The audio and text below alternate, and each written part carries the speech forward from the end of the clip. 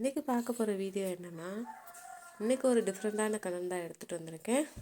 ஆடு வந்து நமக்கு லாபம் தருதா இல்லை நம்மளை ஏமாத்துதா? என்னோடய உண்மையான அனுபவத்தை உங்களுக்கு வந்து சொல்லிகிட்ருக்கேன்.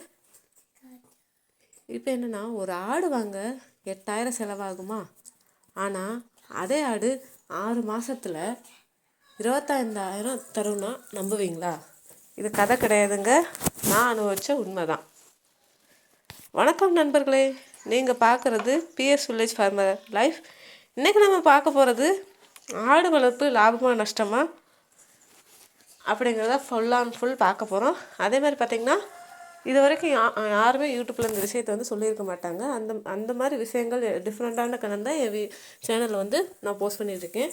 ஃபஸ்ட்டு நம்ம வந்து ஆடு வாங்கும்போது செய்யும் 3 பெரிய தவறுகள் என்ன அப்படி சொல்லிட்டு பார்க்க போகிறோம். ஃபஸ்ட்டு மிஸ்டேக் என்னென்னா, ஃபஸ்ட்டு நம்ம பார்த்தோன்னே இந்த குட்டி அழகாக இருக்கே அப்படின்னு சொல்லிட்டு நம்ம போய் பார்த்து வாங்கிடக்கூடாது. அதுதான் ஃபஸ்ட்டு தப்பு, ஓகேங்களா? 2வது பெரிய தப்பு என்ன தெரியுமா? அது வயசு தெரியாமல் வாங்குறது.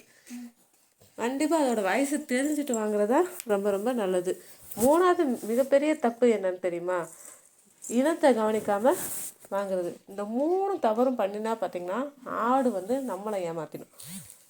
இப்போ ஆடு வளர்க்குறதுல உண்மையான லாப ரகசியம் என்னன்னு சொல்லிட்டு பார்த்துடலாமா?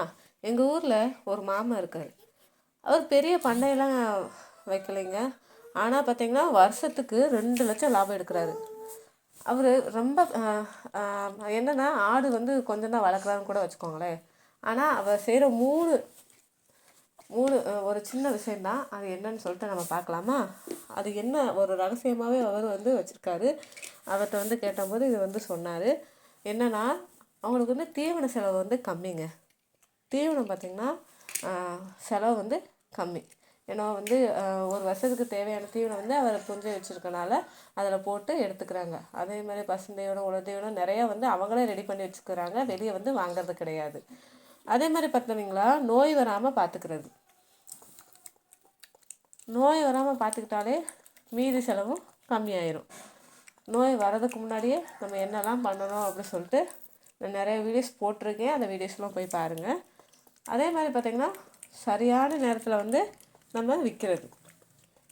இதெல்லாம் செஞ்சிட்டாலே வந்து நம்ம வந்து ஒரு வருஷத்தில் நிறைய லாபம் வந்து எடுத்துடலாம்.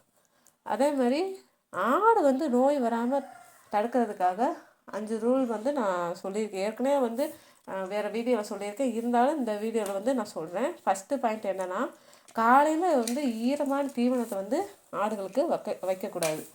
அதாவது எந்த தீவனமாக இருந்தாலும் சரி, அதை வந்து ஈரமாக இருக்கும்போது வைக்கவே கூடாது. சப்போஸ் ஈரமாக இருக்குன்னா கொஞ்சம் நேரம் வந்து வெயிலில் உலர்த்தி அதுக்கப்புறம் அதுக்கு வைக்கிறது ரொம்ப ரொம்ப நல்லது. தண்ணி பார்த்திங்கன்னா எப்போயுமே சுத்தமாக இருக்கணும். தண்ணி வந்து க்ளீனாக இருக்கணும்.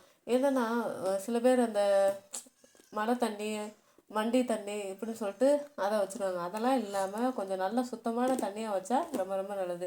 ஏன்னா நம்மளுக்கே தண்ணி மாற்றி குடிக்கும்போதும் சரி, தண்ணி வேறு ஏதாவது குடிக்கும்போதும் சரி, சளி பிடிக்குது இல்லையா, இல்லாட்டினா காய்ச்சல் வருது இல்லையா, அதனால் தண்ணி வந்து சுத்தமாக வந்து கொடுக்கணும். வாரத்துக்கு ஒரு தடவை பார்த்திங்கன்னா அதை ஆடை வந்து செக் பண்ணணும். நம்ம வந்து செக் பண்ணணும். டாக்டர்கிட்ட கூட்டிகிட்டு போகணுன்னு அவசியம் கிடையாது. நம்ம வந்து அதுக்கு காலில் ஏதாவது அடிபட்டிருக்கா, இல்லை காலில் ஏதாவது முள் குத்திருக்கா, வேறு ஏதாவது உடம்புல ஏதாவது அடிபட்டிருக்கா அப்படி சொல்லிட்டு நம்ம வந்து பார்த்துக்கிறது ரொம்ப ரொம்ப நல்லது. அதே மாதிரி பார்த்திங்கன்னா, குட்டிகள் தான் நம்மளோட அடுத்த சொத்து வந்து சொல்லுவாங்க. அதாவது இளைஞர்கள் நம் நாட்டோட முதுகெலும்பு அப்படி சொல்லிட்டு சொல்லுவாங்க இல்லையா, அதே மாதிரி தான் ஆடுகளுக்கு வந்து குட்டிகள் தான் பெரிய பெரிய சொத்து. அதனால் குட்டிகளுக்கு வந்து மறக்காமல் தடுப்பூசி வந்து கண்டிப்பாக போட்டுறணும். அதே மாதிரி பார்த்திங்கன்னா, ஒரு ஆடு சோர்வாக இருக்குது, ரொம்ப டயர்டாக இருக்குது அந்த ஆடுக்கு அப்படின்னா, அது வந்து கொஞ்சம் மெதுவாக நடக்கும், தனியாக நிற்கும் அப்படி சொல்லிட்டு ஏற்கனவே வீடியோ போட்டுங்க. அதையே நீங்கள் செக் பண்ணி பார்த்துக்கோங்க.